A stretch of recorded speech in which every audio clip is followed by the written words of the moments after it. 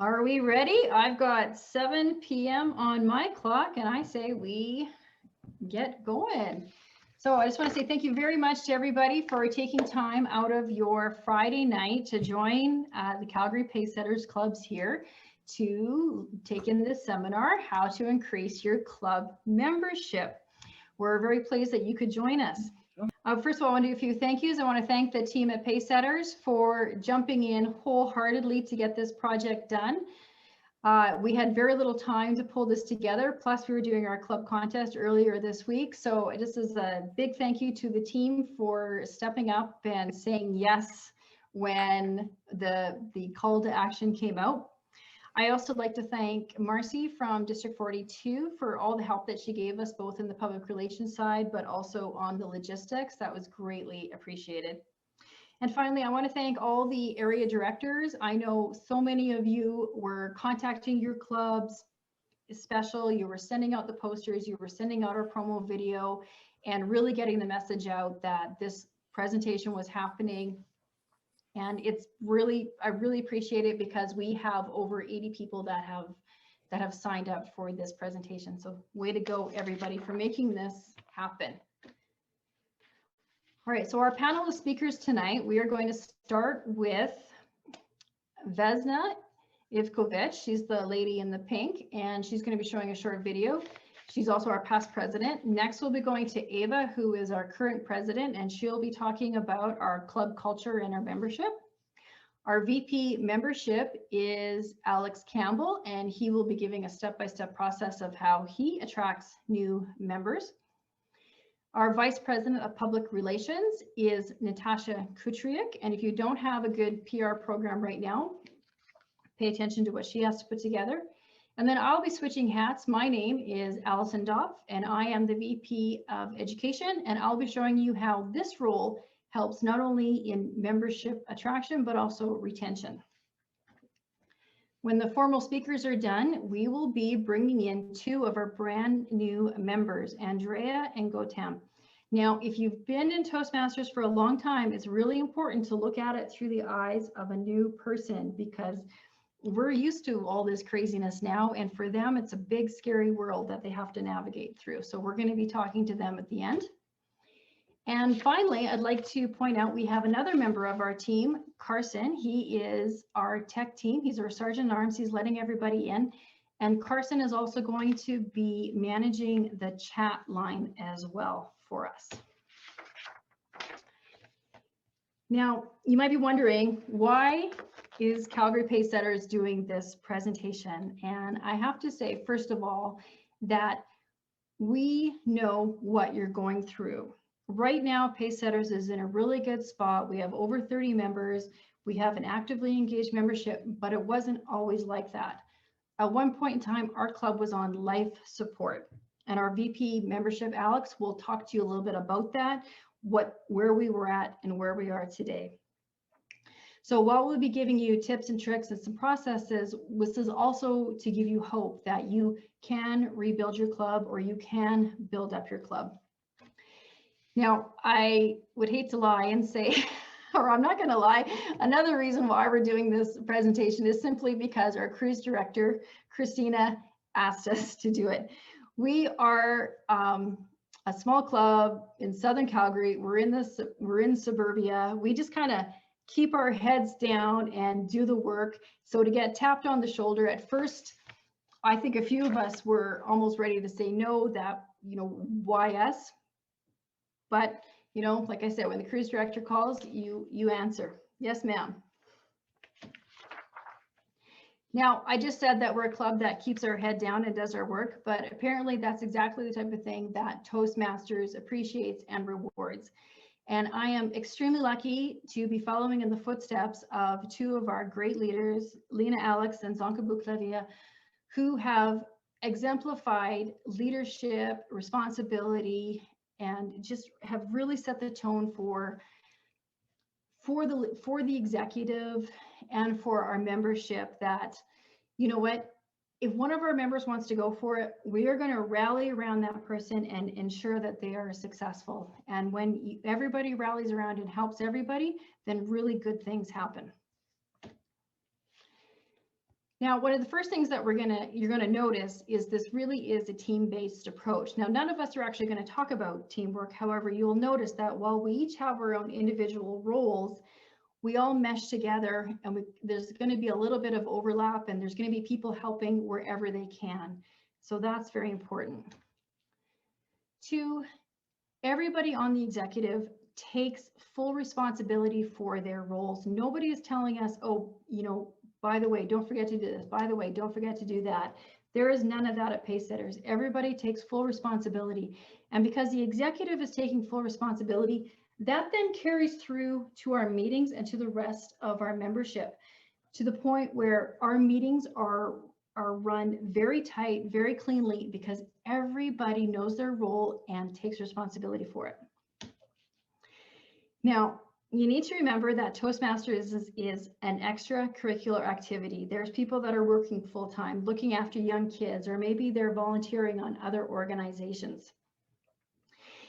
You have to remember that this needs to be fun. If your Toastmaster meetings are the highlight of people's week, if people are having fun, if people are excited to be at your meeting, then guess what? Your membership is going to increase. So always look to make your membership, your meetings, fun and exciting and full of enjoyment.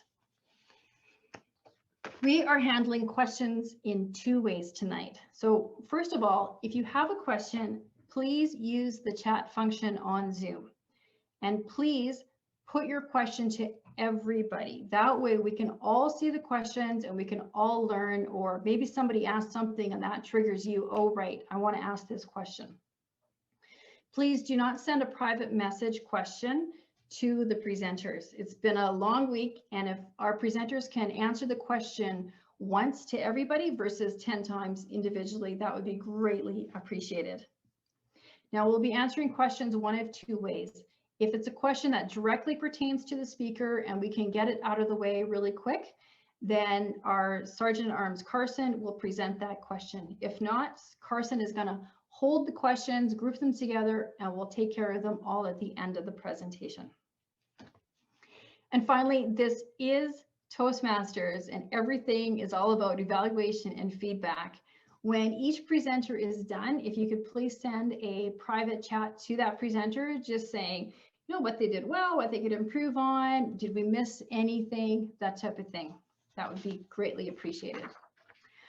All right, we are going to get started right away. I would like to, first of all, invite help me welcome our very first speaker, our past president, Vesna Ivkovic. Now, Vesna is not just our past president, she's also our Pacesetters resident mom. And I wish everybody could have a Vesna in your club. Now, as the past president, Vesna didn't just cut and run. She stayed with our executive and made sure that we had everything that we needed.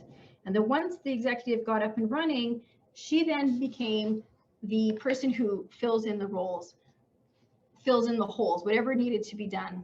For example, now that we're 100% online, Vesna is now our video editor. And she goes and she takes the raw footage every single week and it compiles it into a lovely video and puts it onto YouTube. So this is just another example of someone jumping in, taking responsibility, and making the whole club successful. Everyone, please help me welcome past President Vesna.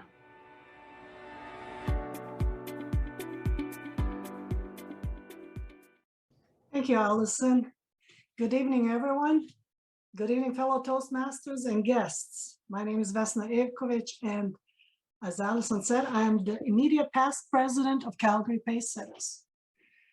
I've been a member of Toastmasters for almost 8 years. I joined together with my daughter. It was thinking to be her moral support. And here I am 8 years later, and I'm not thinking about retiring my Toastmasters hat. I love being part of Calgary Pacesetters and consider the members my Toastmaster family. We have members from every part of the world. And for many of us, English is a second language. We don't feel judged for having an accent or not speaking perfect English. Our club is friendly and welcoming to everyone, and many of our guests become members What I like most about our club is the diversity and commitment of all the members, especially the executive board. Tonight, you will see some of the executive members present and show you why we are one of the best clubs around. We have great mentors and role models who give support to newer members. It's so rewarding seeing our fellow members learn new skills and become confident speakers and leaders. One of many reasons I stay in Toastmasters is to give back. Mentoring is a hallmark of success in Toastmasters program. Members excel when helped by more advanced members. With the advice and guidance they offer, mentors can dramatically improve a fellow member's Toastmasters experience. I am going to attach a mentor checklist in the chat box when I'm done with my presentation. If you think you could use some of these tips, please download this file. Alex Campbell, our mentorship coordinator and VP membership, keeps us older members or longtime members accountable. He assigns mentors to all our new members. More experienced Toastmasters such as Twyla, Eva, Mark, Lena, myself, and I apologize if I missed some of them. We will mentor and support our new additions, but we didn't stop there. All members are encouraged to help and support wherever and however they can. The perfect example of that is Allison, our chairperson tonight. She's our VP Education. She organized a boot camp with few of our members, Jesse, Natasha, and Zonka. They tried to help out with any questions about Toastmasters, about pathways, and word got out. She got recognized by our District 42 and was published on their website blog. I will let Allison talk about that a little more in detail after she has her part of the presentation. Now, since we started online meetings, we had to adapt to a new way of doing the meetings. I imagine it was a challenge for many of us. Transitioning to online meetings, it must be tough, but I want you to look at the positive side here. We're learning new skills. Technology is evolving every day, so we need to get on with the program. I tell that to my husband all the time. He hates technology. Another benefit of our club provides to its members is recordings of our meetings. If our members want to prepare for a role, they just go to our YouTube channel, open the meeting video, and they prepare watching somebody who's done that role many times, and they get the tips that way. These videos are not public. I was also asked to be the video editor by our president, and I have been editing videos and uploading them on our Calgary Pacesetters YouTube channel. I make separate videos of prepared speeches, and I provide them to the speakers. If they're comfortable enough, we make them public. If not, it's for their eyes only. That way they can review their videos or their speeches and improve for the next ones. I wish that we did that when we were meeting in person. I would love to see how I progressed since I became a Toastmaster. After I found out that we are going to organize this seminar, I put together some of the best things our club does and made a short 5-minute video. I hope you enjoy it.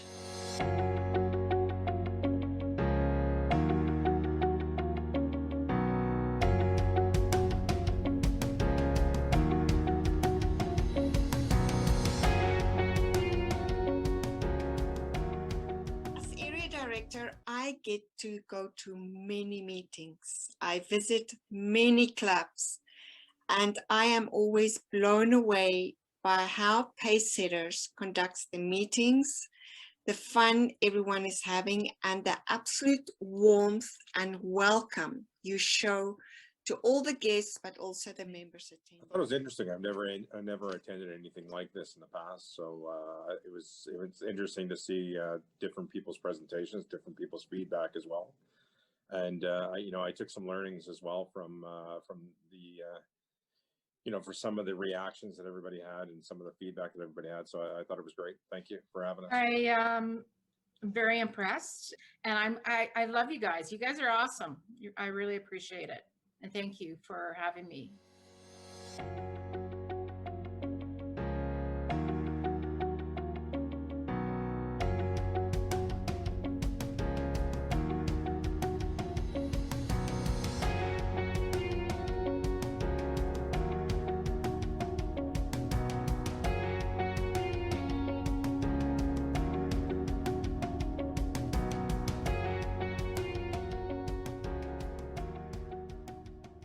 Question 2 in the superhero category for the ladies. T'Challa, the king of Wakanda, was known as what superhero? Black Panther. Is that your final answer? Yes. Final answer, Black Panther. Okay, ladies got a point. And when I went through everyone, the winner was Lena. So congratulations, Lena. I just cannot believe that that's your real living room. It's a good thing you're an honest person, otherwise that just looks so festive, but it was great fun. So thank you for everyone who participated.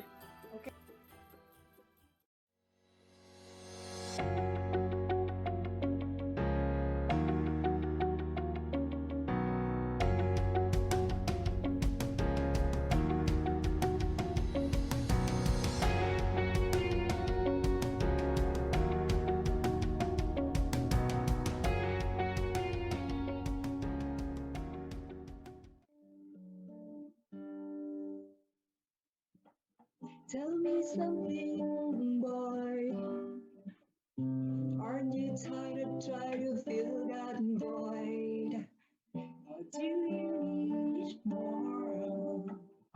And your heart giving so hardcore. I'm falling. In another time, I feel myself falling for change. And in the bad time, I feel myself.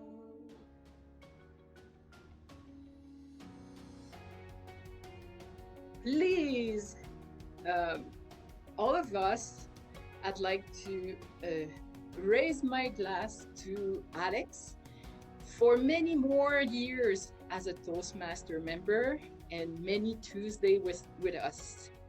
Cheers to you. To Alex. Nice, Alex.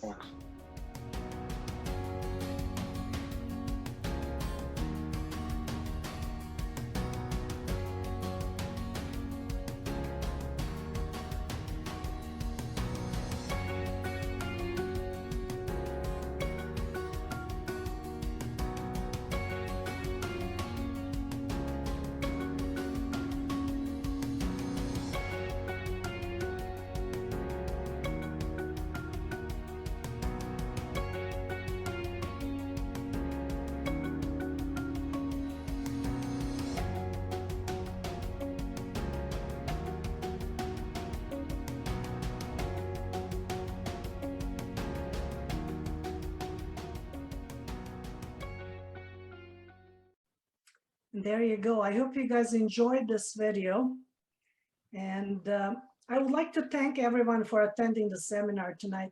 I hope you guys find something in our presentations that will help your club become a great place for all the public speakers out there.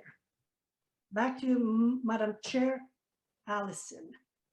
Thank you so much, Vesna. And I just have to say, this is a great example of teamwork that, Vesna, not only did she create this video, but she also went one step beyond and she created all the posters for the public relations for tonight's event.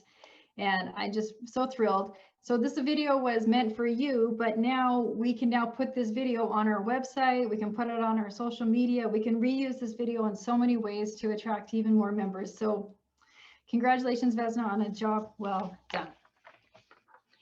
Next up, we have our president, Eva Gustafson. I am so happy to be serving my executive year with Eva because she is a person who I like to call has quiet confidence. She sets her goals and then she just achieves them, and she seems to do it absolutely effortlessly.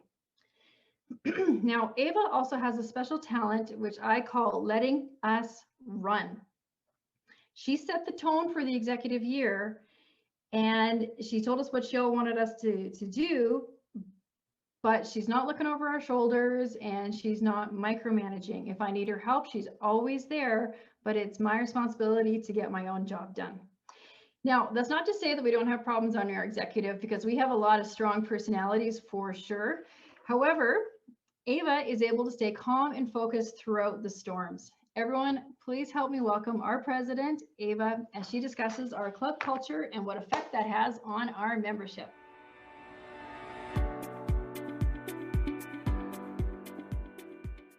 Wow, thank you so much, Alison, for such a warm introduction. And I have to say, I haven't seen that video Vesna just played. Wasn't it that amazing? I had chills. I completely forgot about what I'm going to talk about, because I was so focused on that video. Even I'm part of the all presentations. So fellow Toastmasters, and if we have any guests, we don't, but my name is Eva Gustafsson. I'm Calgary Pacesetters president. I'm originally from Slovakia, and why I'm saying that, I'll tell you the whole story in the small speech or presentation. Why did I join Calgary Pacesetters or Toastmasters Club? Was because I was terrified of public speaking. I think most of us were, but not like me. I couldn't speak in front of 2 people. And actually, when my dad was celebrating 60th birthday, I just ran. And I felt so foolish because I couldn't say even toast. I made a decision at that time that I will never go through that again. And I said, I will make a toast for my mom's birthday. So I joined Toastmasters in February 2013. Hard to believe, it's already 8 years. And I will share with you why I joined Calgary Pacesetters. First of all, because I don't see anyone, but maybe just send me a quick message into chat. How many of you remember the day when you, for a very first time, stepped into Toastmasters meeting? I think most of us do. How did you feel? What did you think? And what actions did you take? So now, how many of you came for first meeting and joined? And then how many of you had to go through several clubs before you joined? And I have to say, I was one of them. I went through 3 clubs. Pacesetters was 3rd club. And that's why I would like to share why I joined Pacesetters and why I'm staying for last 8 years.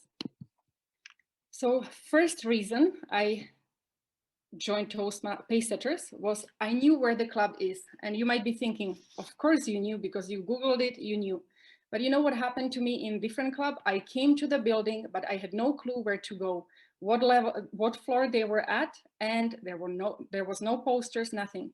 When I came to this club, it was in Chaparral, back then when we could meet in person, and big sign on the door said Calgary Pacesetters Club. I walked through the door and I saw another poster. Then I walked further and I saw another poster until I reached to the room where we met, or officers met. Second reason was I felt welcomed. Maybe you are thinking every club is welcoming people. I have to say, in one club, they didn't even know that I was there. I'm a pretty quiet person, I'm a very shy person, so I don't go and I don't want to be center of attention. So that's why I was quietly sitting in that club. Nobody even knew I was guest. When I came to Pacesetters, I felt as well prepared. Even I came without anything. There was a cute little lady who said, welcome to our club. She sat me down and she went through about 1 minute agenda. And she told me how the meeting will be run. At this time, I felt so prepared. Even I came to the club, I didn't know anyone and I had nothing with me. Another thing is very important, that I felt seen and heard. They asked me table topics, even I didn't want to speak. They asked me, what did I think about the club? And definitely the breaking point for me was many members in this club were with English as a second language. And I felt like I belong. You know, many times I felt kind of outsider because I didn't speak properly English. And maybe you are thinking, what are you talking about? It's okay, it's fine. But I felt that way. And I believe many people who are from outside of Canada, they are immigrants, they feel the same way. And the most important thing is I was asked to join.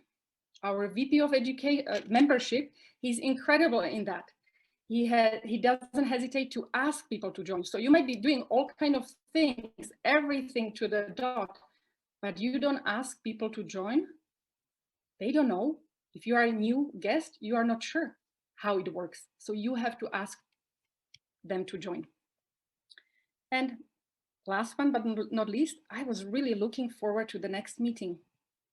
Now I have to say, our club officers, we went over a few things, what we can talk about.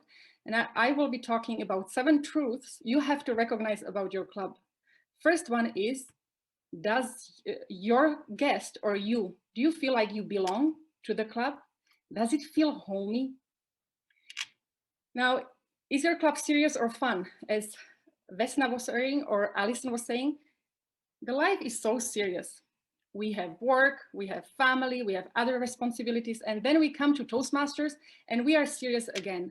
Well, if you are serious, I guess the guests will run away because they want to have fun. Why not having fun? As you saw in the video, we have all kinds of meetings and fun meetings. Now, are you a team player?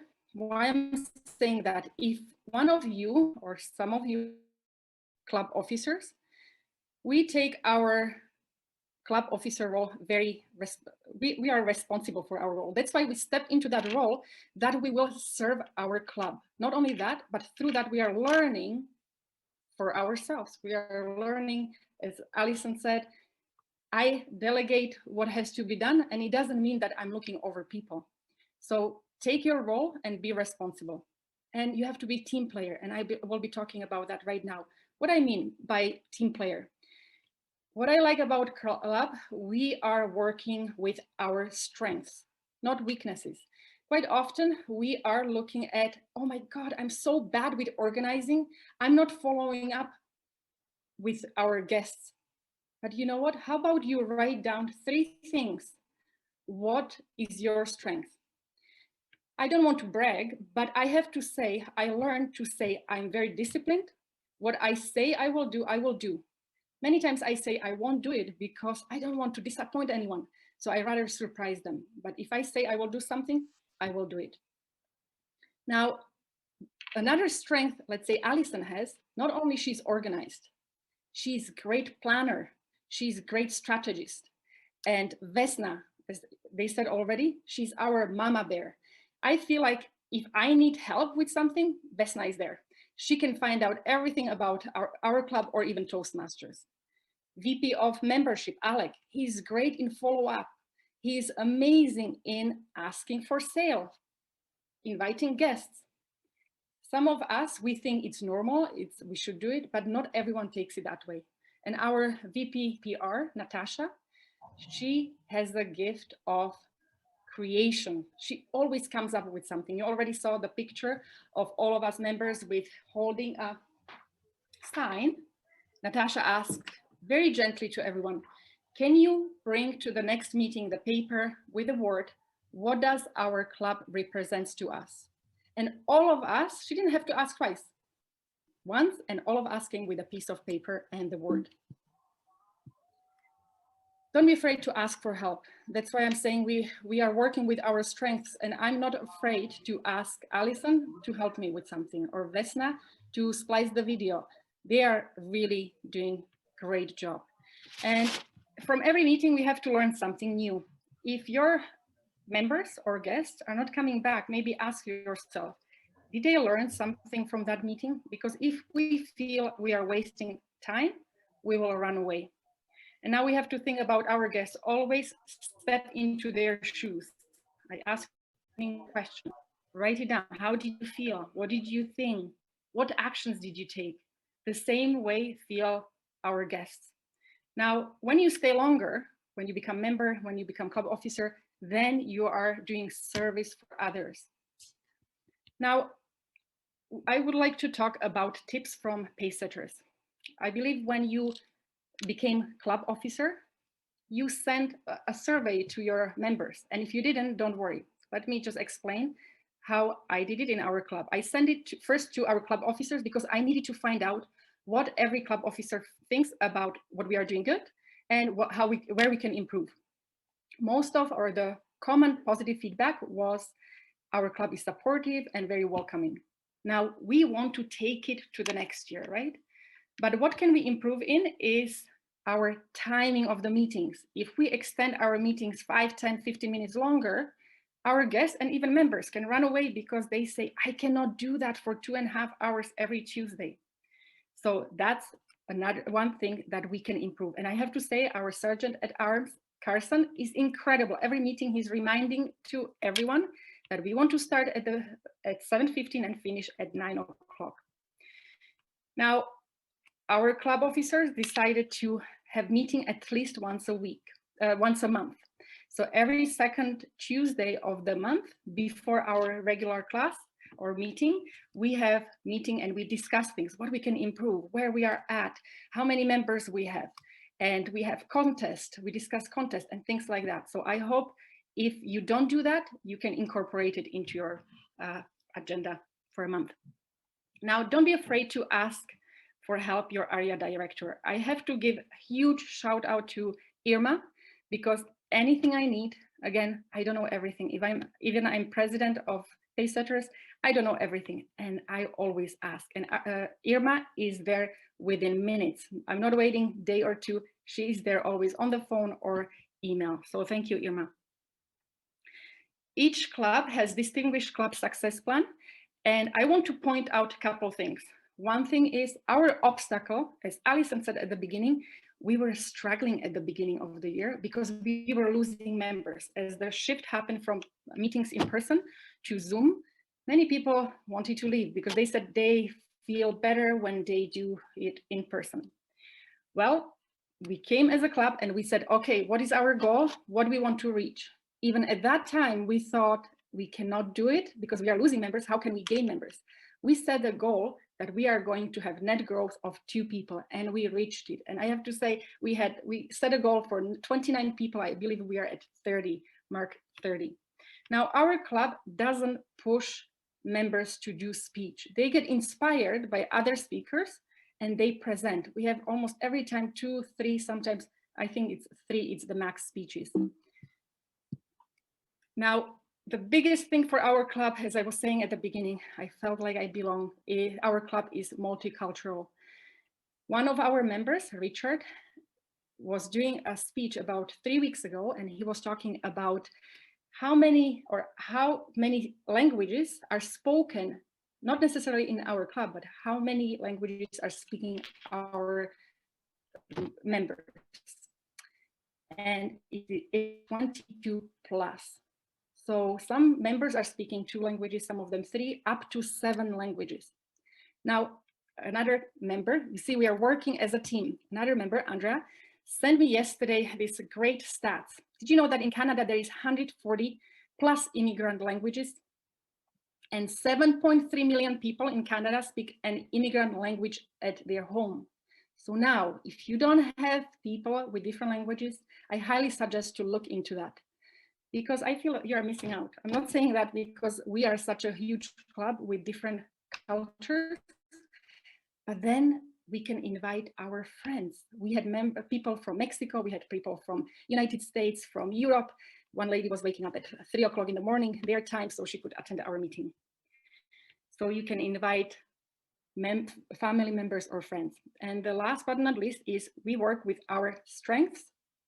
As I said earlier, when I record the meeting, I send it to our VPPR and past President Vesna, and they splice up the videos, they put it on Facebook, on social media, on YouTube. They are so amazing at that. So again, share the strengths with others. Don't look at your weaknesses. Now, I was thinking, if some of you probably say, well, we are doing all of that. Now, I want you to put your hand on your heart and say, I know all of that, but do I do all the steps? And if you say yes, I have one more thing prepared for you. Last Friday, I went through our past members. When we were in meeting in person, we had a guest book and they were putting their name, their phone number, and their email. Now we are not in person, so we are having Excel sheet with, again, name, phone number, and email. Our VPPR, our VP of membership and VP of education, they have the Excel sheet always ready. Now I went to our Turbo base where we are scheduling our agenda and meetings, and I checked about 60 emails. I took only 32 emails, and I'll tell you why. Because I knew only some of the members for the last 8 years who were attending. Now I take it as it is kind of war market, so they know me already. So they were probably happy to hear from me because I got a response from them. So 32 people got my email.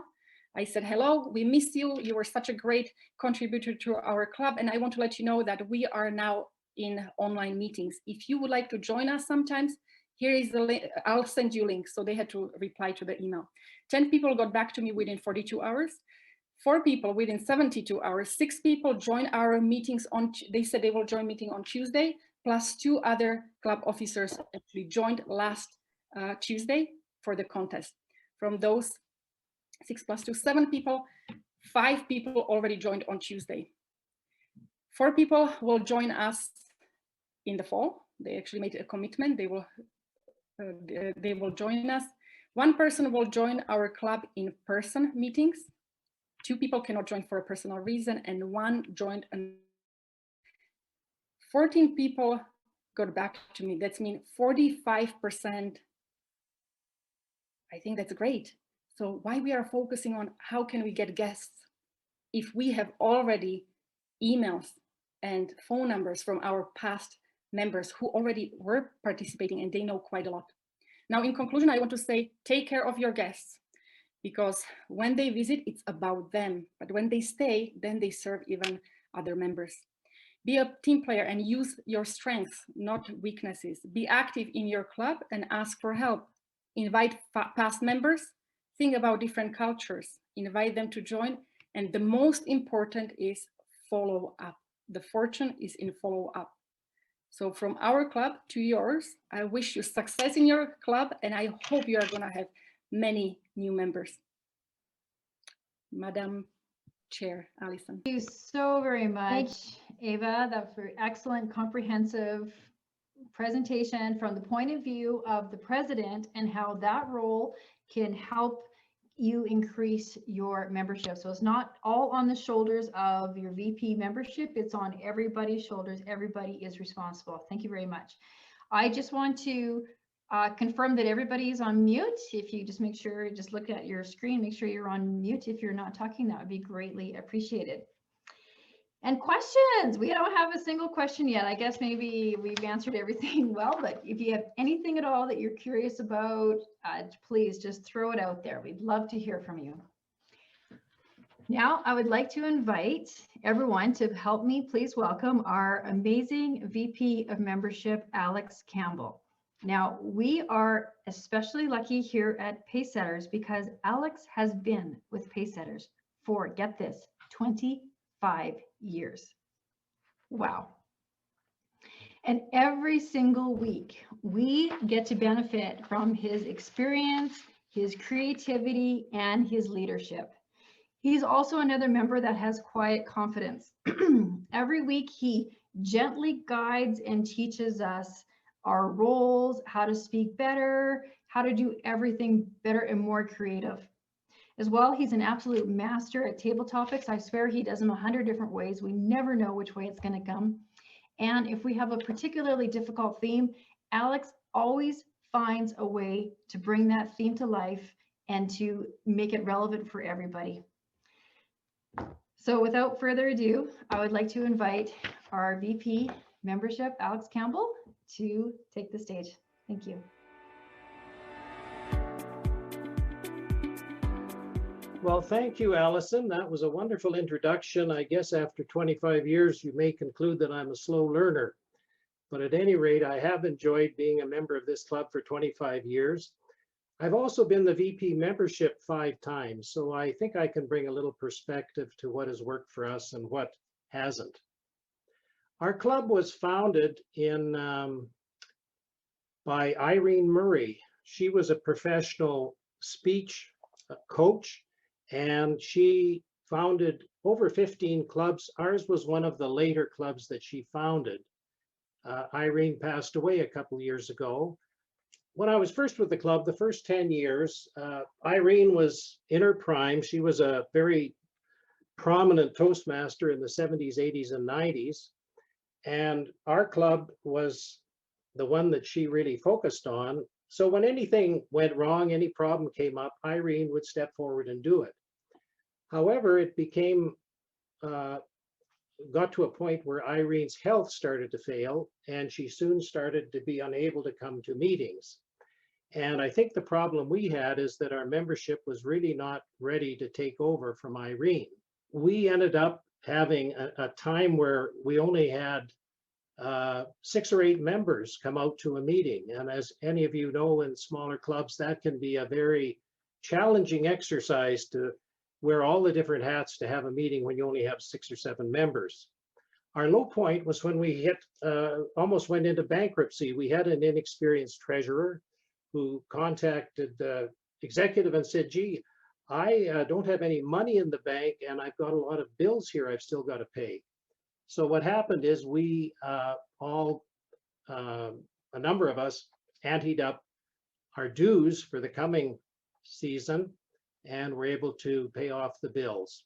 But then we made 2 major changes. We moved from a place that was costing us a lot of money to a school which charged no rent. And it was the most southerly club in Calgary. Also, I think our membership finally decided we were going to make this club work, and we stepped forward to run the club in Irene's absence. Now, one thing about our new location, it meant that we had a lot of guests.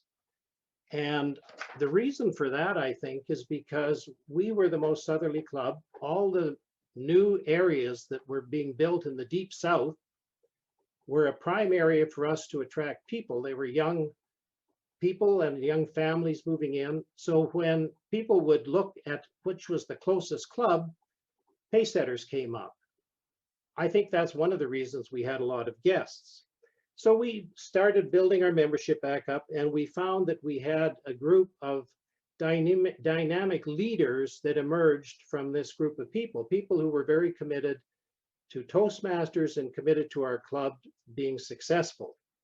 And I would say right now, of our membership of 30, I would say at least a third of us are what I would call dynamic leaders. And I think that's a very key thing to making a Toastmaster club successful.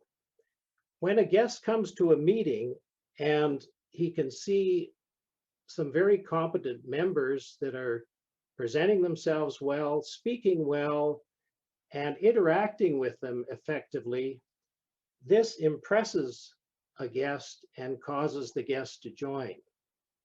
What have been our sources for our new members? Well, we've always been extremely successful with our website. We've gone to a lot of effort to make a good website, and we found that the majority of our new guests come through the website. We also are on social media now with a Facebook page, and we get some members from that. And we also get members that come through the Toastmasters International website. And of course, we have member invitations and personal referrals. Some things that haven't worked so well have been open houses. We have them probably every year, but we seldom seem to attract a lot of visitors at our open houses. We did a speech craft many years ago when Irene was active. It was a summer session of 8 meetings. And the idea was, it was a mini Toastmasters course. And we tried to attract people to come to it, and hopefully they would become members. We did have a fairly good turnout to our 8 meetings. However, we did find that only one person actually joined, and it was a tremendous amount of work doing that all summer long. The other thing I've learned is when you do get a guest inquiry, we invite them obviously to the meeting. A lot of them, even though they indicate very strongly they're going to come out, they don't end up showing up. And I used to go after them to encourage them. The odd one would come, but in a lot of cases, for whatever reason, maybe they've been to a different club, maybe something else has happened. I was never very successful in getting more guests from these folks who were a little shy to show up to one of our meetings. Also, pursuing past members. I know that Eva has just done it and found some success in that. We have past members that do join our club and then take a hiatus, then come back. Some of them have done it 2 or 3 times. I think it's just a matter of when they feel that something has happened in their life where they feel they need a little refresher in Toastmasters. What do we do when we invite a guest? We send an email to them, and the email, of course, shows where our meeting is located and the time of it.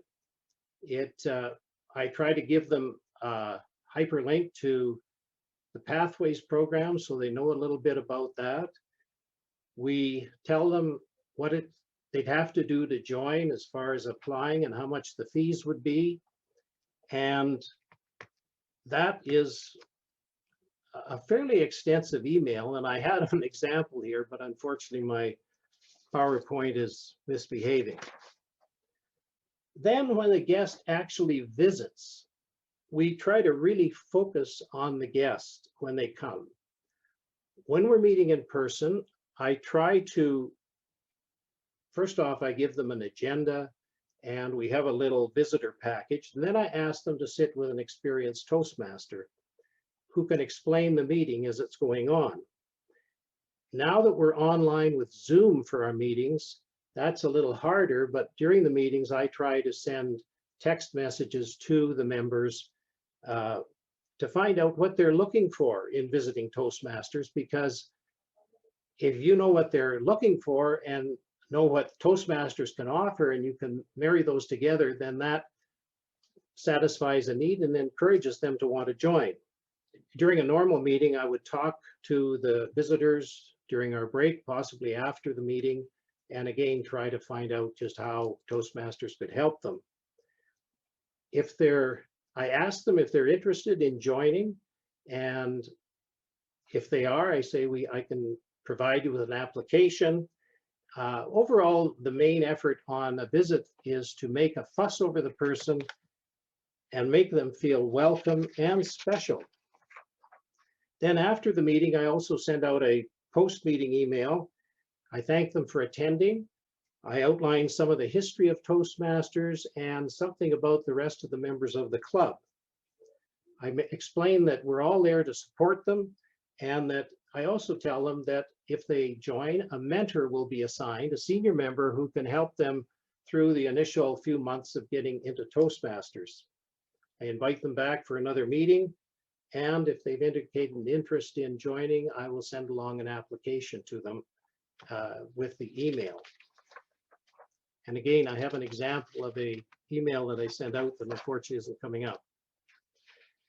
Now, once we have somebody that has submitted an application and paid their dues, then of course, the first thing we do is we enroll them with Toastmasters International, and we advise the club executive of who the new member is.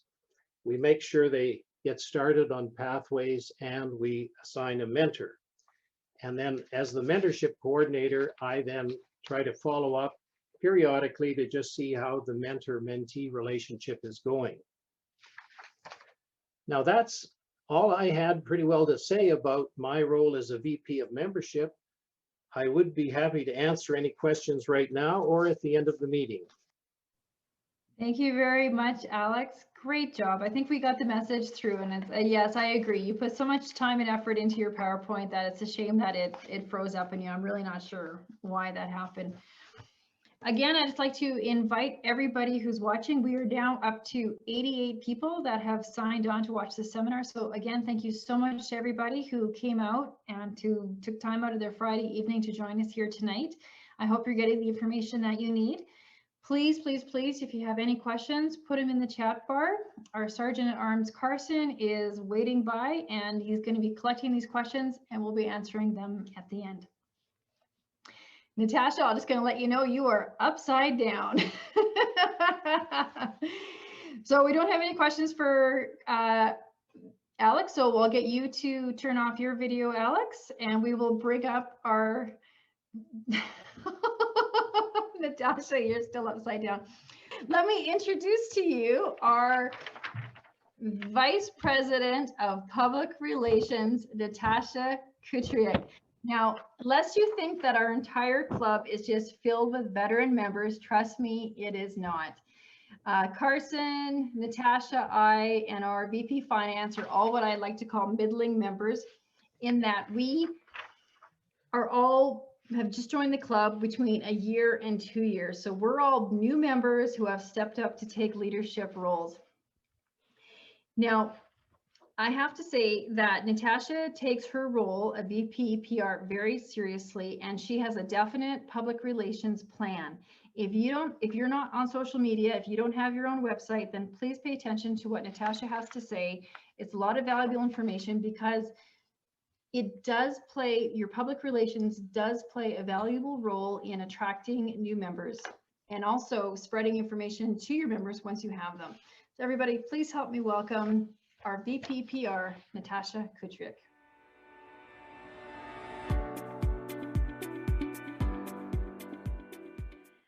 Thank you very much, Allison. Wow, I'm not sure you guys will trust me now if the VP PR of social media can't figure out how to get her video the right way. Sorry, that's the first time that's ever happened, and I'm not sure how to explain it. Welcome, everyone. I kind of wish Allison would have stopped pointing out how many people are participating, because that makes it a little more nerve-wracking. But nonetheless, I will begin. As she said, my name is Natasha Kutriak. I've been a Toastmaster in Pace Setters for almost 2 years. I was another member of a club overseas when I was living over there temporarily, and Pace Setters has changed my life. I think that's a common theme that we've all said. I absolutely love it, and I hope through my presentation I can show you how I love it and how you guys can show what there is to love about your own clubs through social media. So I will start to share my screen. And now that my confidence is quite low with the video upside down. Okay, someone will holler if this doesn't work. So I'm going to talk to you about the VP PR role, specifically using social media on growing and retaining club membership. So a few weeks ago, District 42 had a leadership seminar, and we were having some good discussion, and maybe some of the other clubs are here listening today. And the question was brought up to myself on how we have so many followers on our Facebook page. And I wish I could take credit, but it actually has nothing to do with me. It was all of the previous VP PR members of our club that started our social media platform many years ago. So this is the theme of my presentation, that if you haven't started on social media, or if you're not really engaged in the pages that you have, the best time to plant a tree was yesterday. So I hope that encourages everyone to get on it and start growing your platforms out there. A brief outline of what I'm going to talk about is just what platforms we're on and what I call the laws of social media. So rules that I try to follow that I feel make myself more valuable out there. And hopefully I'll give you a few applicable examples that you can implement on your own pages. So sticking with the tree metaphor, I love metaphors. I look at the Toastmasters International Organization as the structure of any club, right? They have good resources. There's the VPR book that we can all follow, and they give us a lot of information, but it's what we do with that and what we do with that through social media that can actually grow our clubs into a successful, blooming, broad, big, strong tree with lots of members. And again, the theme is not just attracting members to your club, but supporting your existing members so they stay in your club and it becomes a strong, strong club.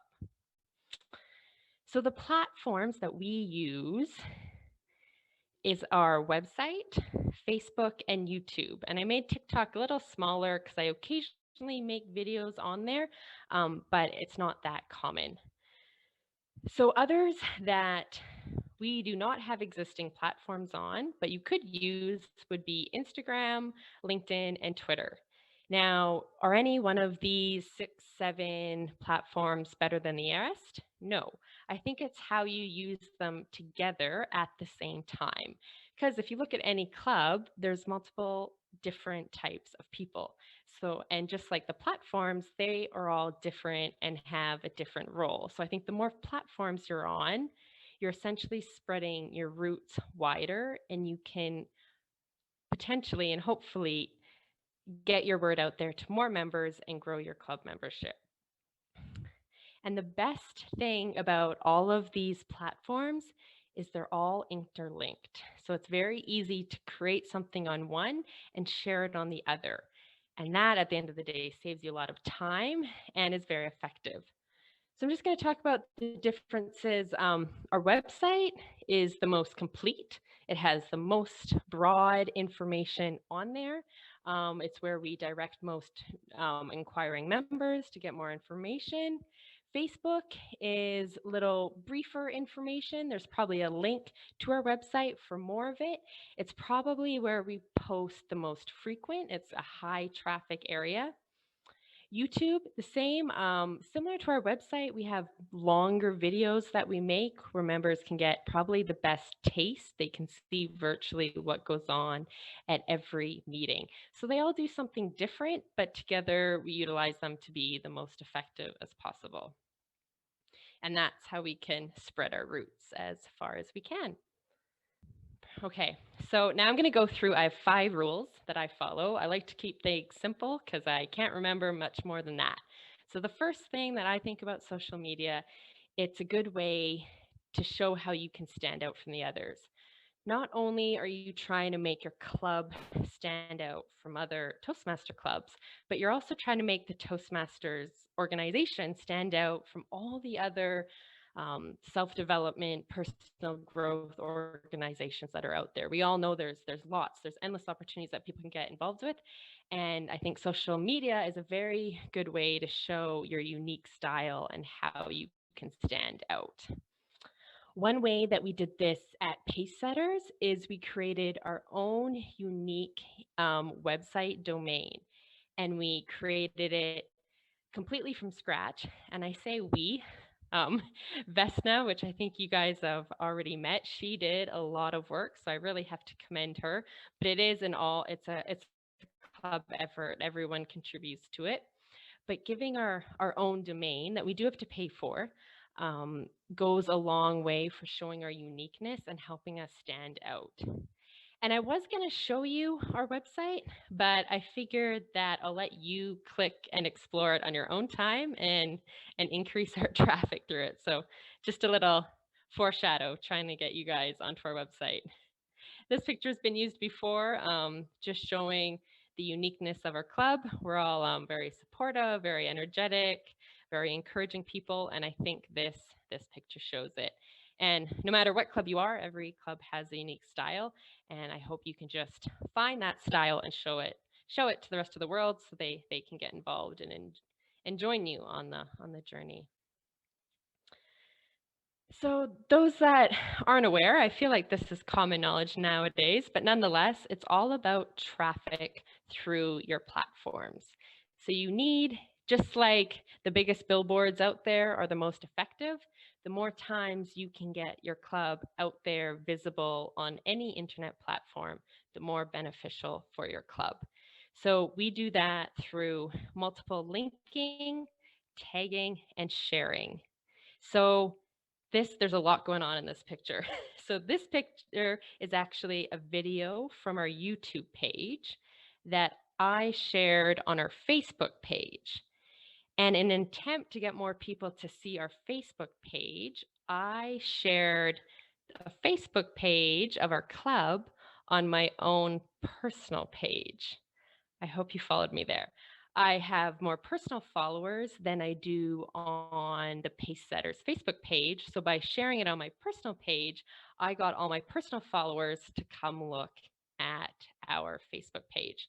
So if you have members in your club that have large personal followings or just anyone, the more times they share your club's content to the greater audience, the more effective.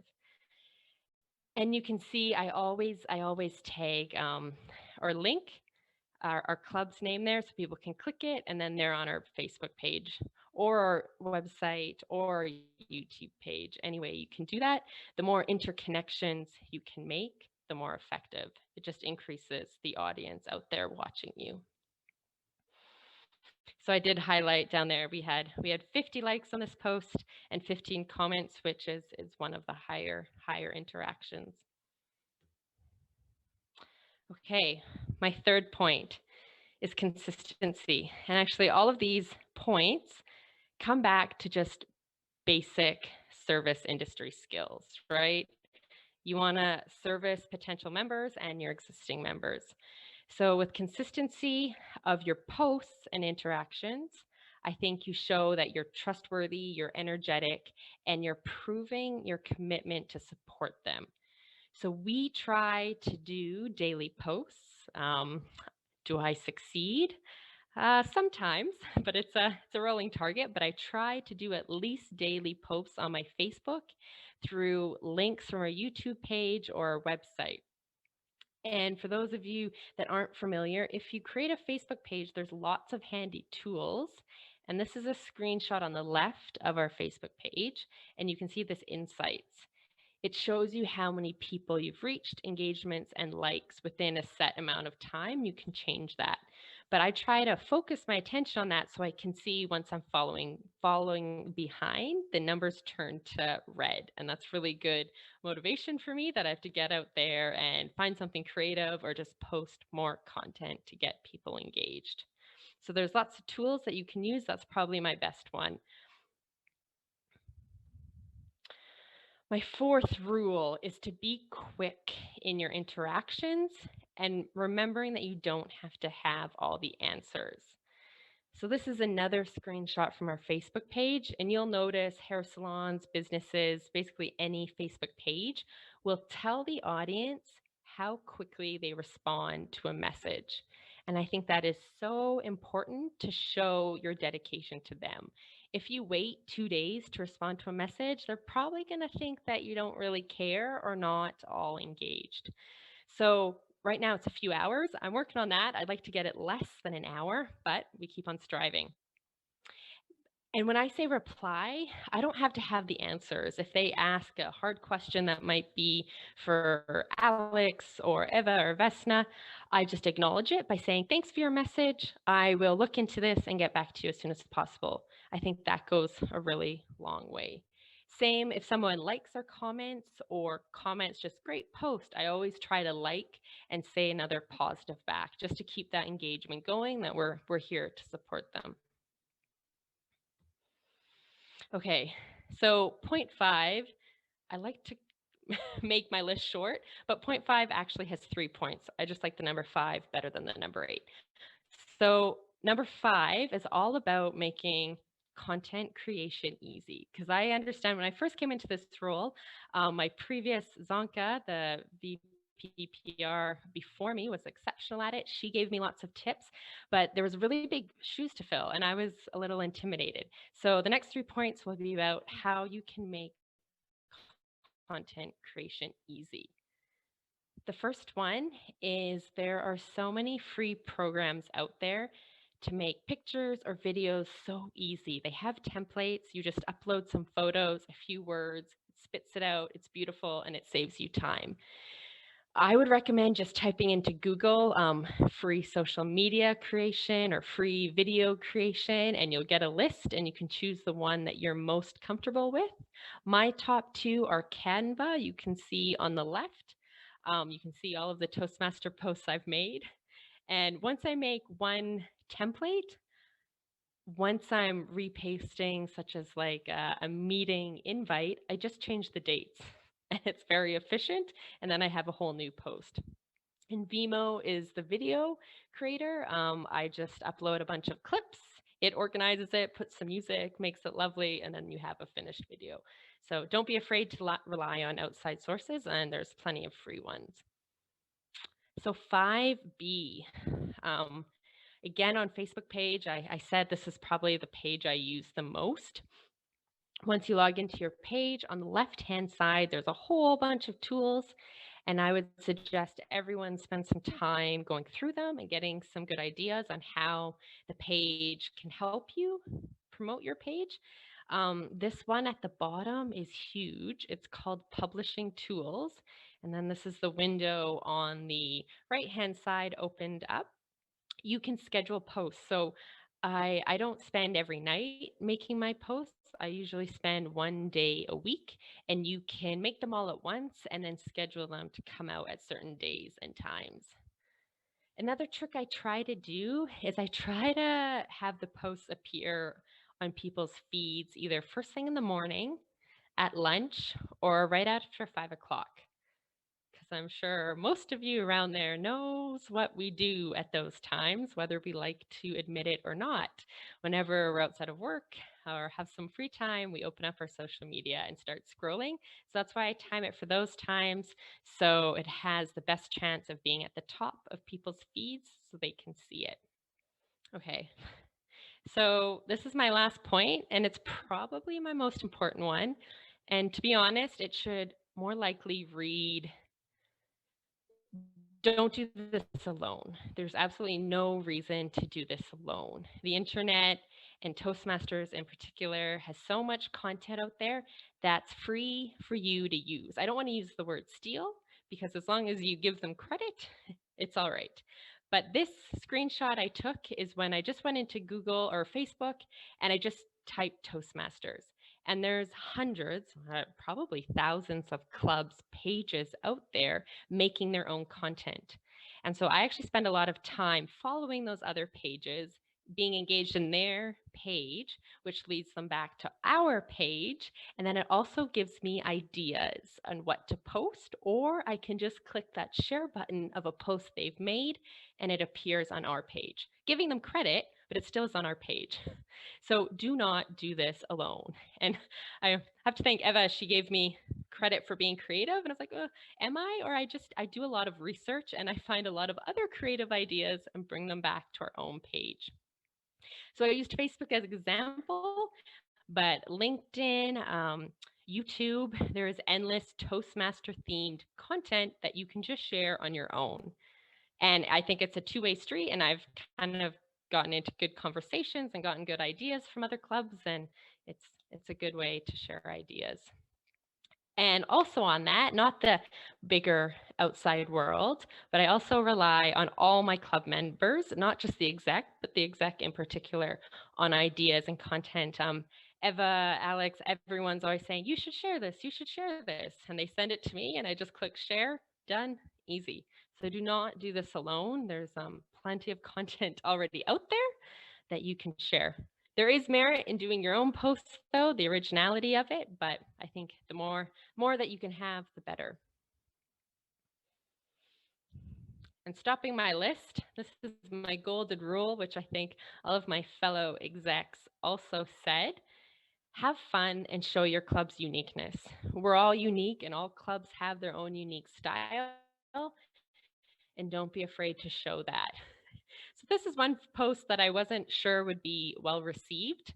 One of our more experienced members who does a very good job in Toastmasters, his virtual backgrounds would always match his mustache color. His mustache would blend into the virtual background, and it kind of became a running joke that I was wondering, like, what color would Mark's mustache be? And I shared that, and people loved it. It got lots of good feedback. So you don't have to be serious and, with concrete tips all the time. Have some fun and just show your club's uniqueness.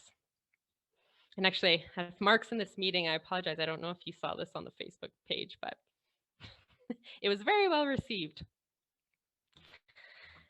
And lastly, I just want to remind you of the quote I started this presentation about, was the best time to plant a tree was yesterday. So if there's been any hesitation or you've been putting it off or not engaging as much as you should, don't waste, just get on there and start clicking and sharing and having some fun, because you'll build your own networks, and it's kind of fun to see what other clubs are doing out there, and you can build your own club in the meantime. I will take any questions. Excellent job, Natasha. Thank you so very much. We actually have 4 or 5 really good questions for you. However, we're just a little bit over time. So what we're going to do is we're going to save your questions till the end, and Carson will have those ready for you. So you can you can read through them, and then at the end, you'll be ready to rip through all the answers. Is that okay? Perfect. Okay, great. Thank you so much, Natasha. You did a great job. I hope you had a good day skiing. I did. It was fantastic. Oh, good.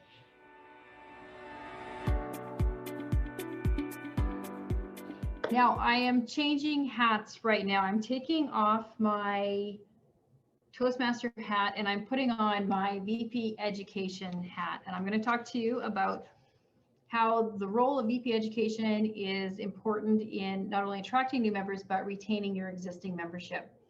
So first off, the reason I joined Pacesetters is I really wanted to take my public speaking skills to the next level. I have my own adventure blog, and I do presentations that will inspire people to go out and do their own form of adventure, whatever that is.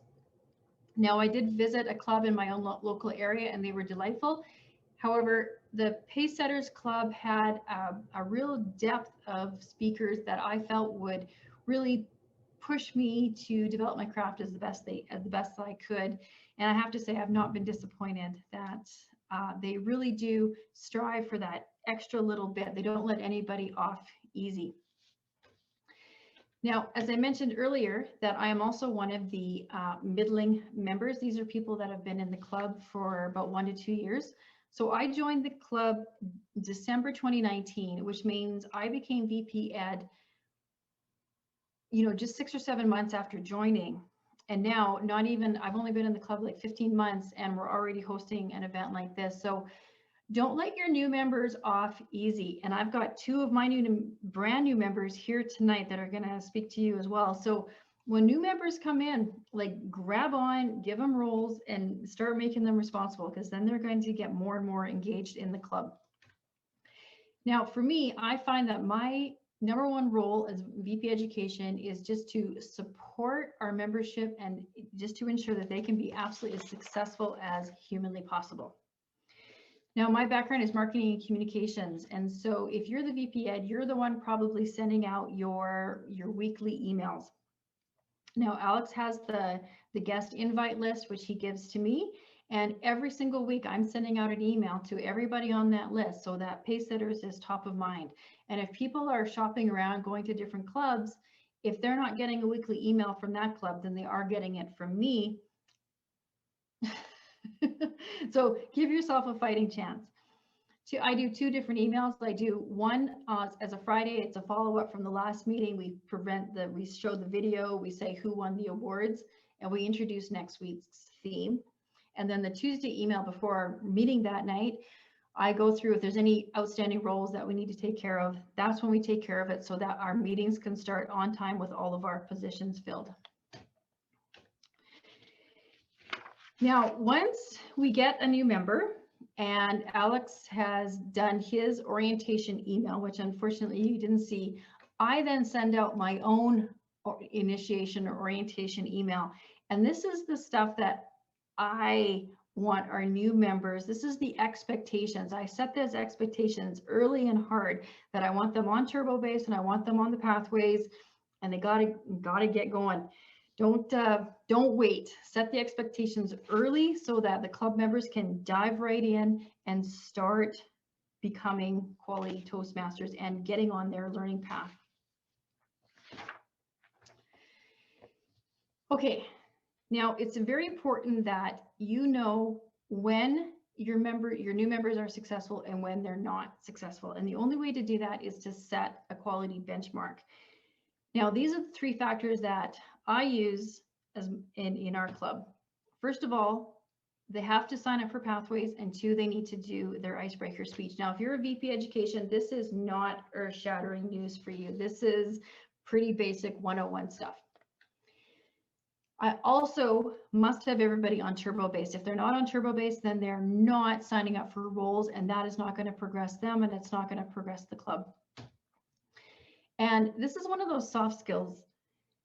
I'm always watching our members, and even on online, I can still do this when our online Zoom members. I am watching all of our members, and I'm making sure that they are making connections with other people in the club, that they are finding a friend, that they're finding their community. You know, it's one thing to be welcomed as a guest, but then if you continue in a club and you're not connecting, then you know, how long are you going to stay in that club for? So as I really see that as part of my role is to, you know, make sure that people are befriending and getting friends and moving forward that way as well, so that they'll be more engaged in the club. Now, this is our level of, this is what we say that we want our club new members' success to be. However, your club and your culture and your members are different, so you get to decide what you want to do. For example, one of our members, he's new to us, but he was a member in Great Britain for 7 years. He belonged to a lunchtime club, and all that they had time to do were table topics. So the success factors for members in that club is going to be completely different than the success factors that we have here. Now, I just want to talk just a moment about that word success and people being successful. I was at our area director meeting a long time ago when I first became joined the executive, and one of the members from another club kept saying, "Oh yeah, everyone's really supporting me. Everyone's really making sure that I'm successful, and I really appreciate all the support that I'm getting." And unfortunately, that does not make a club. If all that you're there for is to get the support, and if you're not there to give the support, then that doesn't help the club. So if we could do it by ourselves, we would, but we join a club because we need help, and receiving help means we also have to give help. Now, how do I keep track of my members? Natasha always bugs me that I'm like creeping everybody's pathways, and I just want her and everybody else to know that that's part of your job. You're supposed to creep everybody's pathway and see where they are. Now, there are some tools on the Toastmaster International website, but I find them clunky and difficult to deal with. So I have created my own spreadsheet, and I can see at a glance, okay, has everybody signed up for their pathways? Yes, because I've got leadership development or presentation mastery. Who's done their icebreaker and who hasn't? It's boom, it's right there in front of me. If someone hasn't, or if they've done their icebreaker, but they haven't done the next sections of their level 1, this is an opportunity for me at a glance to say, okay, I need to contact their mentor. You know, maybe the mentor needs to check in. Maybe I need to send them a direct email saying, are you okay? What's going on? Do you need help? Are you stuck? Do you need some ideas? But I can't know if somebody needs help if I can't see it. Now, the other thing is it helps me know who has finished their level but hasn't actually signed off on their level. So an example of that, I'm going to call out our past president, Lena Alex. She had actually completed her level 4, all of her requirements, and she actually had them done for quite some time. And it wasn't until we emailed her and said, hey, are you going to sign off on that, that she did. And that's important for the club because that gave us one more point for our, I don't know, the president's award. I'm not sure. Ava takes care of all that. So it helps us to keep track to make sure people are, you know, doing that final check mark. All right. Now, using the chat, please tell me how many people here run their own business? Or how many people here are responsible for sales for their company? Now, if you're either one of those two people, then you will know this very basic tenet, that it's easier and far less expensive to retain a customer than it is to gain a new customer. Now, of course, in Toastmasters, our customers are our members. And it takes a lot of time and effort, both like for Natasha and for Alex, to go out and recruit all those members. And if you aren't selling to those members over and over and over again, then those are very expensive new acquisitions. So I like to say reselling to a customer is viewed in renewal periods. So as our new members are coming up to their first renewal period, they're still very expensive. We're putting a lot of time and effort into training and helping them, learn their roles and stuff. That's a lot of time and effort on the club's part. So if they don't renew after one renewal period, that's a lot of time and money that's gone out the door. Now, when you get to the middling members like myself, Natasha, and Carson, now we are starting to repay that return on investment. We're now at a point where now we're giving presentations. We're at the point where now we're mentoring other new members. So now we are becoming more valuable because Toastmasters has sold to us over and over and over again. Now, of course, the veterans are your gravy. This is where, these are people that are fully trained. They've been mentors over and over and over again. So really need to think about your own club makeup and what your membership base looks like. So for us, we have 14 veterans, but we have 15 in the middling and the new members categories. So we have a really nice mix going on of new, middle, and old. And that's very important. Now, if your club is only veterans and there's not very many new people, maybe you guys are like a really tight-knit group and it's hard for the new member to break into that friend group. Or maybe you're a revolving door. So maybe you get the new members in, they come for the training and they leave.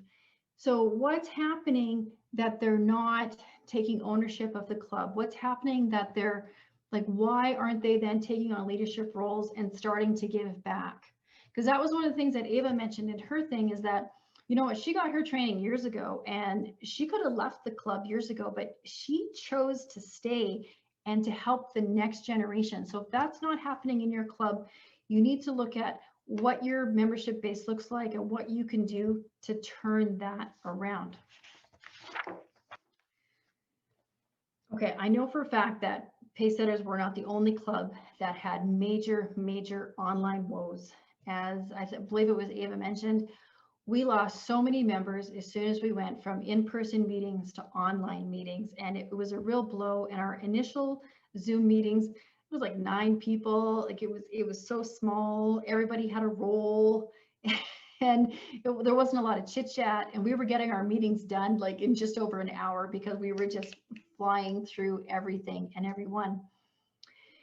Now, that was one issue we had. The other issue we had was when we did start getting new members to join our club, I noticed that they were not progressing in the same way and speed that they would have had it been an in-person meeting.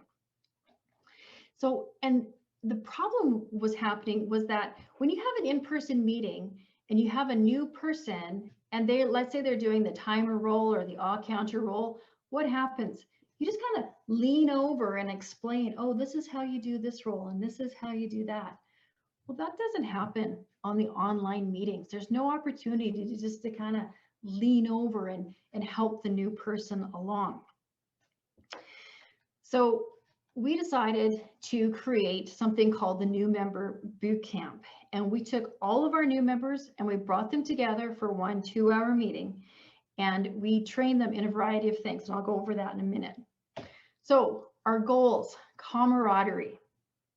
Again, you have to look at it from the perspective of the new member. When you join a new club on an online format, it's impossible when you look around at all those faces on the Zoom screen, it's impossible to tell who's a veteran and who's a new person. Who's the person that started the week before you? You don't know. So we brought all of the new members together into one room so that they could eyeball each other and start creating that camaraderie, start creating that friendship, and start creating that new group that's coming up. We did very specific training, which I'll get to next. And This was an opportunity for our middling members to grow and shine. The only people that we did not have any veterans giving the boot camp presentation. We only used members who had been in the club for less than a year. And the reason why was, number one, I was running it, and I was a new member, so that's why. But two, I wanted members who still remembered what it was like to struggle being a new Toastmaster. Toastmasters is huge, it's complicated, it's confusing, and it's only when you've been in the program for over a year that you start to kind of put everything together. So we purposely picked people who were just freshly out of being new so that they could give a realistic perspective of what the new person really needed to learn. Okay, now these are the specific skills we went through. One of them was turbo based. Now I was asked to put this in because a lot of the other clubs don't use turbo based, and I just wanted to show how incredibly easy it is to look and to plan things out. So the first thing I see that our meeting coming up on the 9th, I still don't have a meeting theme, which is one of the things that I really don't like doing. So I'm gonna have to go back and fix that. Two, I can also see right now I don't have a general evaluator and I don't have a table topics evaluator. So I need to put out an email to my membership saying, okay, step up, let's go, let's fill up some of these roles. We also did a quick presentation on how to use Zoom, how to do the backgrounds, how to use the timer lights, how to share your screen, how to move your screen around. And that really paid off in spades. Now, this might seem obvious, but teaching someone how to use Pathways was so valuable. A lot of our new members were making all kinds of mistakes in Pathways. One of our members, she completed her level 1 in about 4 hours. She just went through each and every single one of them, complete, and then sent me a thing saying, okay, Allison, I'm ready to complete level 1. She'd never even done her icebreaker speech. So that was a clue to me that, all right, we needed to go through the pathway system. And also when you launch your project, a lot of the information on those boxes on the inside, it's not intuitive. So we did a full presentation on how to use Pathways. We also went through all the meeting roles, and this might sound obvious, but again, in the online environment, it's not obvious to the new member. So we broke out the roles. What were the easy or the beginner roles, like the odd counter and the grammarian? What were the middle roles? Like, they could take on the evaluation or be the chairperson. And then they could work their way up to being Toastmaster, general evaluator, that type of thing. Now, the results of our first boot camp was that every single new member had signed up for Pathways and had booked and delivered their icebreaker speech within 3 weeks of having this, doing this presentation, which was huge. I went from months having no movement to having everybody up, trained, and moving forward within a few weeks. So that small 2-hour commitment paid off for us in the long run. 2, I had all of our new members, they were on it. They were on Turbo Base. They were signing up for roles so much, so quickly that our veterans weren't getting the role. So now everybody started going on to Turbo Base and signing up, to the point where before, none of our roles were filled up prior to the meeting, and our chairperson had to go, okay, who wants to be the quiz master? To the point where 100% of our roles were filled up before the meeting started, and that's probably 80 to 85% of our meetings now. So a little bit of training investment pays off big time on our weekly meetings. Now, you might be saying, well, that's a great idea, Allison, but I only have 1 or 2 new members. It doesn't make sense for me to run a whole boot camp. Well, talk to your area director. Why not everybody, or join a couple areas together? Why not do 1 boot camp and everybody can send their new people and get everybody trained at once? Now, I will confess that when Christina originally phoned me, it was supposed to be to do the new member boot camp, but then she switched it up and said, Allison, well, I want your club to do this one instead. So we're still looking at doing a bigger new member boot camp. If we get enough interest and people want to send their new members to it, that would be absolutely great. We would love to do that. Right, now I'm going to stop sharing my screen because that is the end of my presentation. I'm just going to check in with Carson. Are we doing good, Carson? I don't need to ask for any questions. Okay, so now I would like to invite our two new members, Andrea and Gotam, to please turn on your video so that we can see you.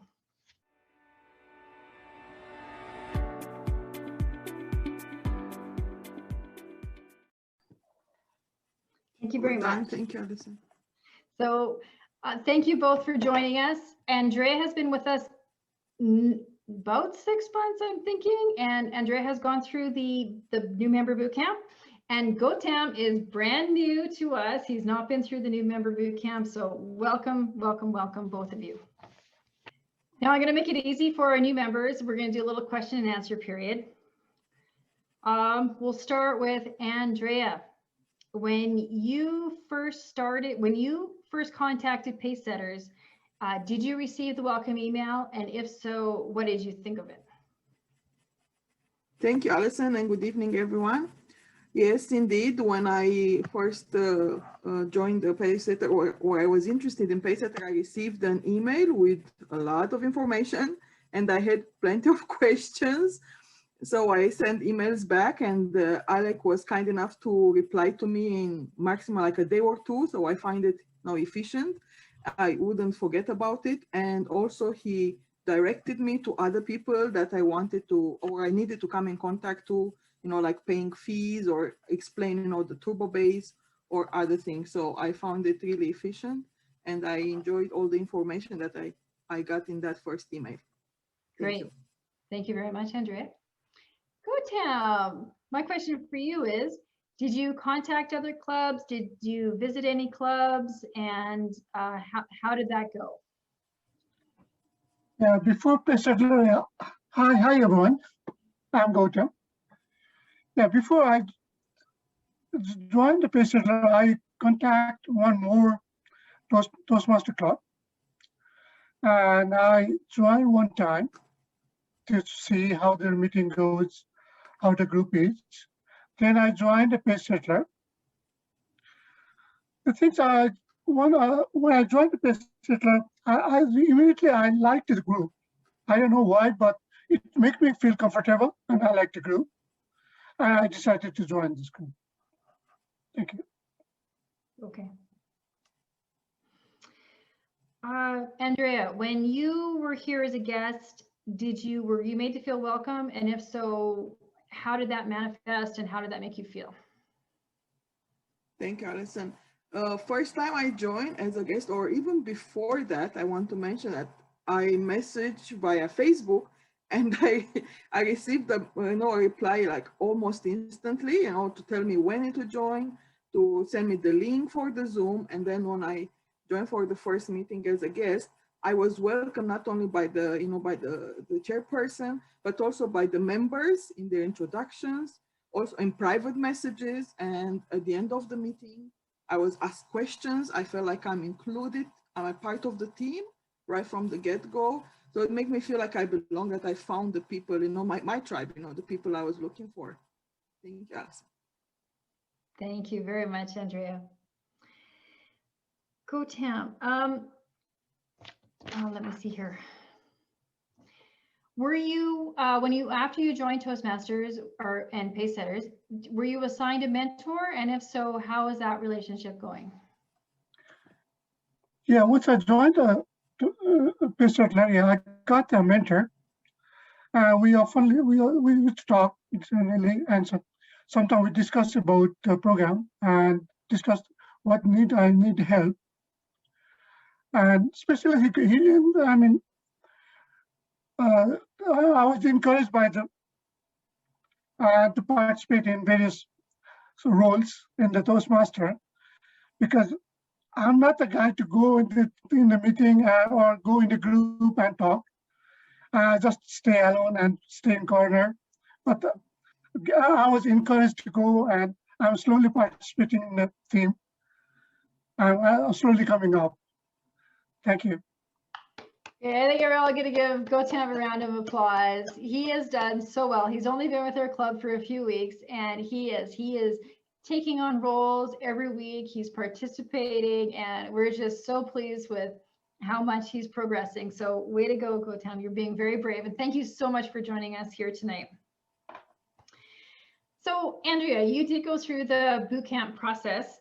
How was that for you? And how was it before you, like before the boot, like did it clear up some mysteries? How was it made your transition to being a full-fledged Toastmaster easier? Oh, boot camp, I just loved it, you know. I think someone was mentioning in the chat tonight how overwhelming pathways can be. And that was my experience, you know. You just joined this club, you're so excited that then you get hundreds of information written and then you do not know how to put the pieces together. And the boot camp just helped me not only to clarify where to go and how to join Turbo Base and how to register for pathways and what are the next steps, but also helped me find out who else is like me, you know, to find out those connections in the group that I've just joined. So now I knew that, okay, I'm not the only one who's new, who doesn't know anything about this. So it helped me feel included and helped me also connect and network with other members. So it was an extra chance for me to do that. And this is something I like about the club. Okay. Thank you, Alison. Thank you. So now this is a question for both of you. Is there something that as pace setters, is there something that we've missed? Is there something that we haven't done? Is there some sort of help that you would need? You know, what is like some general, anything we could improve upon? If I may answer, for me, it's you know, like pace setter, it's like Hotel California. I like to say it. You can go anytime you want, but you can never leave. Not because, I mean, I can never leave because I don't want to. People are so welcoming and so supportive, you know, always pushing. I see like we're pushing each other to become better, to improve. And it's not about, you know, necessarily the goal. It's about the journey, the process of what we learn and what to improve from one day to another. And going back to what Alison was asking, it has been an honor to be part of it, to be part of it. That's why I'm emotional tonight. Wow, I'm just okay. So this is like table topics on steroids for both of these members, and they are just nailing it. Gotam, any final points or anything you want to talk about? Anything you'd like to address before we open it up to general comments? Thank you for Alice. Yeah, supporting me and bringing me here, because otherwise I won't come here and speak in a so huge mouth. And slowly I'm being encouraged, and I'm feeling a bit comfortable with the group. And my fearness, I'm trying to control my fear and slightly diminishing. That's all. Thank you. Okay, thanks very much. Thank you very much, both of you, for joining, joining Pace Setters, but also for joining us here tonight and giving that perspective from the new member view.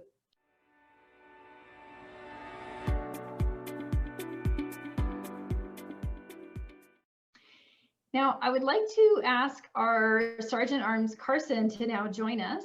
Carson has been collecting your questions, and he's going to throw them out now, and the various members were going to answer them. So if everyone from Pace Setters can turn your monitors back on, your video back on, and yeah, YouTube, the guest, like Gotam as well, turn your video back on, and Carson's going to throw out some questions for us. So please keep going. If you have more questions, keep them coming, please. All right, thank you to everyone who participated in our questionnaire. So we're going to get started. Before I begin, Natasha unfortunately had something urgent come up, so she had to leave. If any current members that are still here cannot answer these questions, I will email her and she will email me back the answers. So we will get a response from our VPPR, just not tonight. So I apologize for that. Anyways, we will move on to our first question of the night. They were asked by two different individuals. Simon Brandt, and Grace Wang respectively. Were all your members in favor of being recorded and uploaded to social media? Do you require members' consent to share meeting photos on social media? Natasha, that's for you. But Oh, she's still here. Yeah, Vesna's one that left. It was Yeah, it was sorry. Grace. Oh. Nope. Carson, I messed you up. I did. So thank you for asking my questions first. I'll try to answer them before I have to jet. Oh. So thank you. You're fantastic, Sergeant Arms, as per usual. So when we were meeting in person, we did have a FOIP form that we would get everyone to sign, knowing that I could have freedom to publish their pictures or names wherever we wanted. Virtual, we've been a little slower, but we do get verbal confirmation every meeting that we take pictures or recordings on. And then from the YouTube page, we keep whole speeches recorded there, and only if members want those public do we put those on the YouTube page. So it is lots of communication back and forth to make sure we have the okay. Thank you, Natasha. Oh, and just a reminder to my fellow colleagues at Pace Setters to try and keep the answers as brief as possible, just so we can get out of here at a decent time. Just like Natasha did, that was perfect. All right, so carrying on with the social media related questions. Ruby Gunna, I apologize if I mispronounced the name, asked several questions. First one is, how does multiple linking work? Could you please explain? Yeah. So it'll probably be best if I share my Facebook page. I'll try to do that quickly.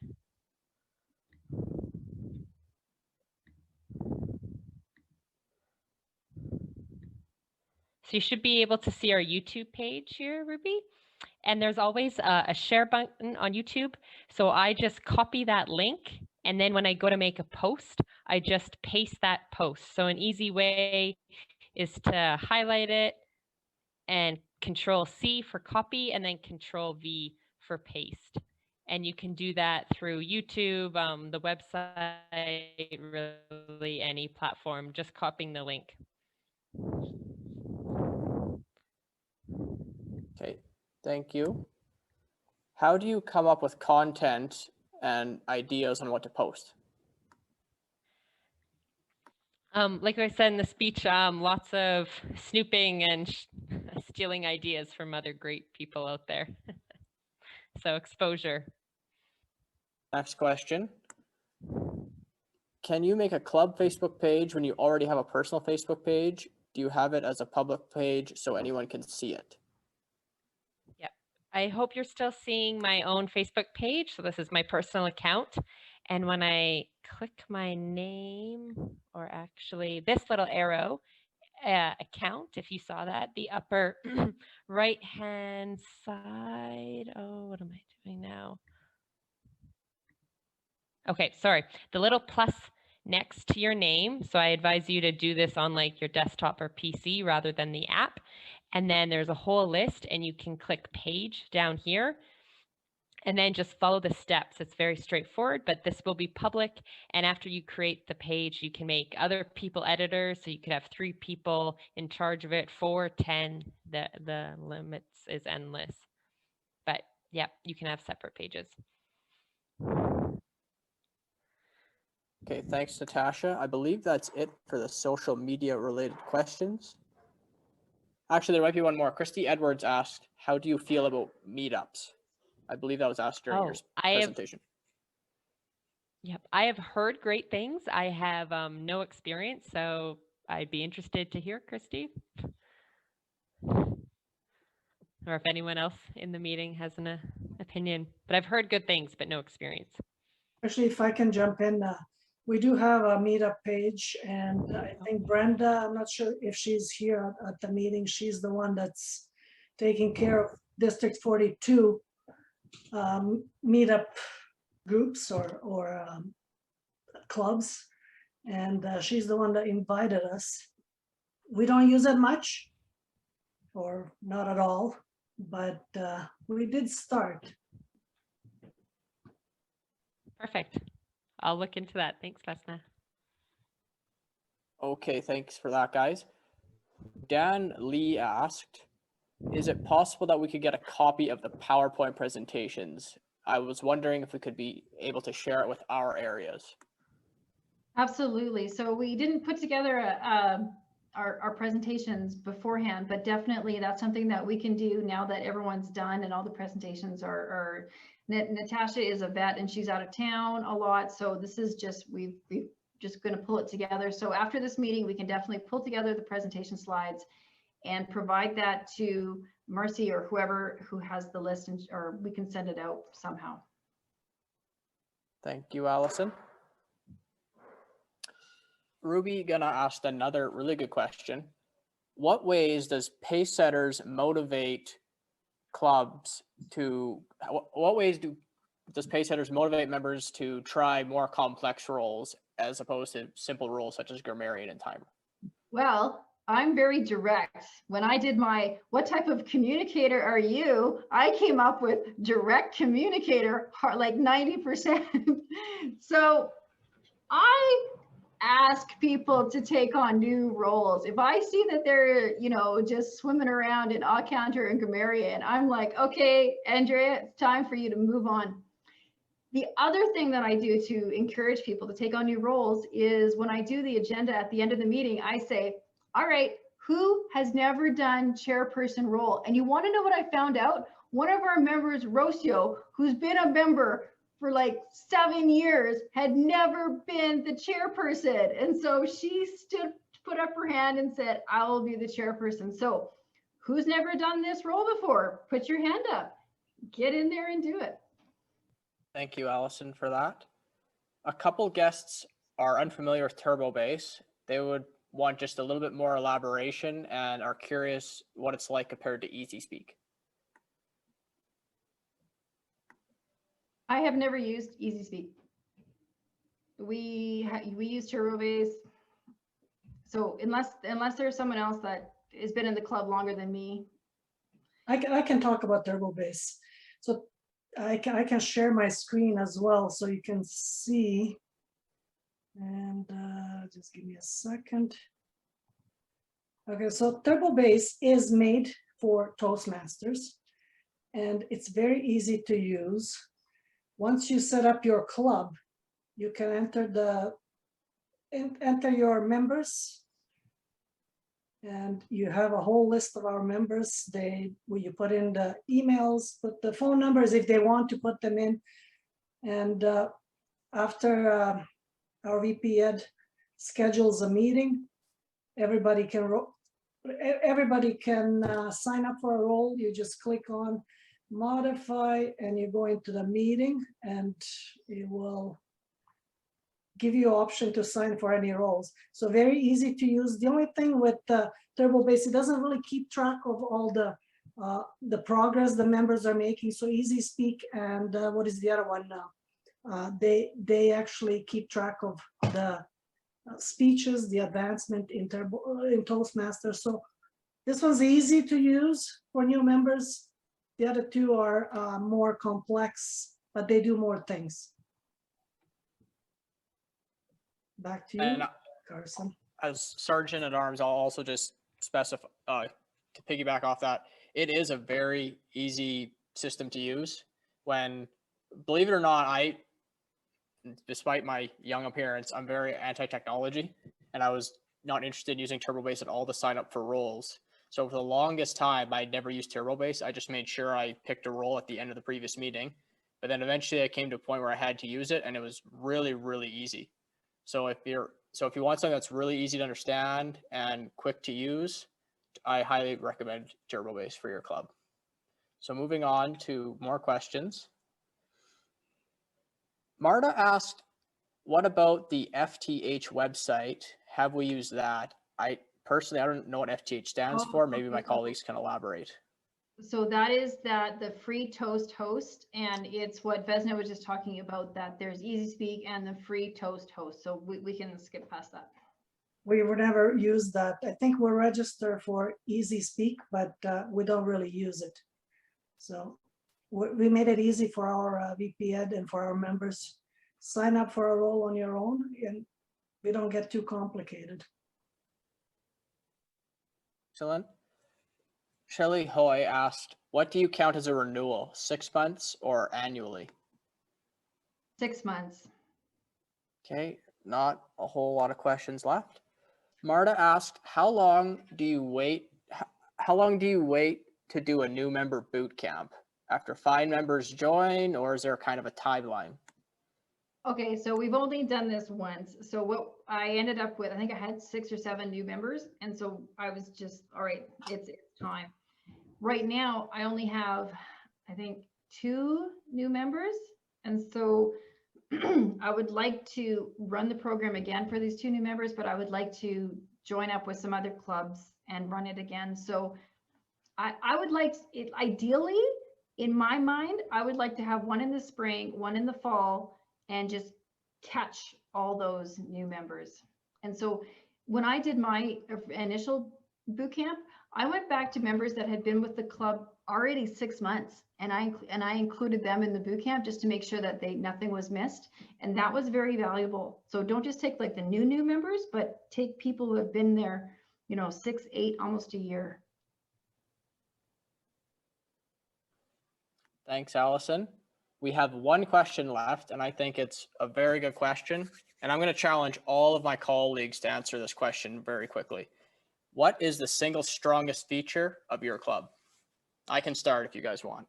I believe that our strongest asset to our club is our multicultural group. We have so many people from so many parts of the world and all over the country. We speak 22 different languages. And being a young individual myself, only 25 years of age, that multiculturalism is the biggest reason why there's a lot of reasons I keep coming to Pacesetters, don't get me wrong, but one of the biggest reasons by far is being able to hear all of the cultural backgrounds and perspectives from all of our fellow club members. And I absolutely love that. And it's honestly changed my worldview in so many ways. If I can jump in, I would like to say that I like commitment from our members. Commitment from the members and executive board is to die for. Like, you have skills, everybody has different skills, so we all mesh well together. So commitment is one of the biggest things in our club. To follow up with Vesna, I would say commitment to learn together, to learn from one another, and to help one another. It goes both ways. We help in and we receive the help and the support we need to grow together. I think, as I mentioned in my little talk, that having dynamic leaders, we have a real good group of dynamic leaders. And I think that is really why we're successful. People are committed, they show up, they go the extra mile. That helps us succeed. I second everything what you said. Plus, one big thing we have in our club, the wide age range from 25 to 70s. This is incredible, and we all get along. We can work together. So thank you for all of you. Okay, was that all the questions, Carson, or is there still more? That was all the ones that I caught. If anyone that is present at this meeting, if you asked a question and you didn't hear me ask it, please, I apologize first of all, and please throw it in the chat and I'll ask it right now. Hey, Carson, I have a question, and is it okay if I use a verbal question? Sure. So my question to Allison is this: we just had the open house season, so all clubs have more than 0 or some integer number of new members. First question, how can we help if you don't have enough bodies to run the next boot camp? And when can we send our new recruits to the next boot camp? So,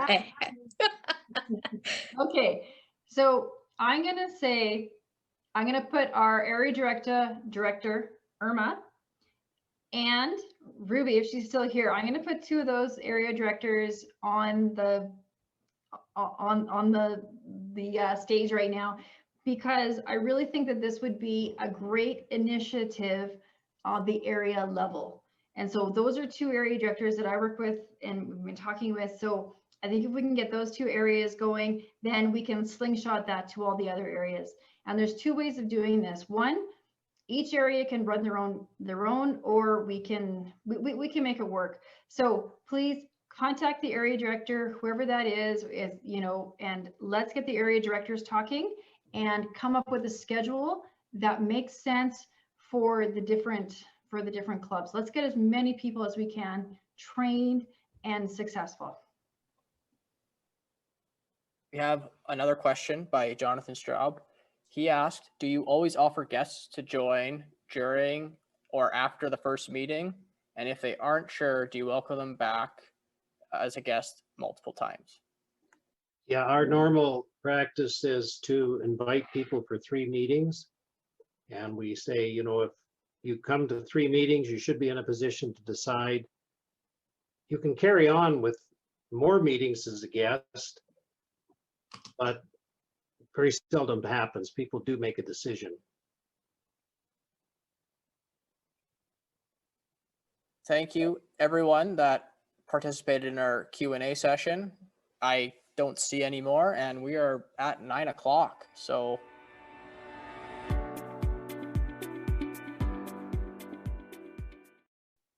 I just want to, before everybody leaves, Allison and Pacesetters, what an outstanding workshop. Probably one of the best chunks of 2 hours I've ever seen, and valuable information for so many of our club members. Thank you for all your work. Thank you for your wonderful example.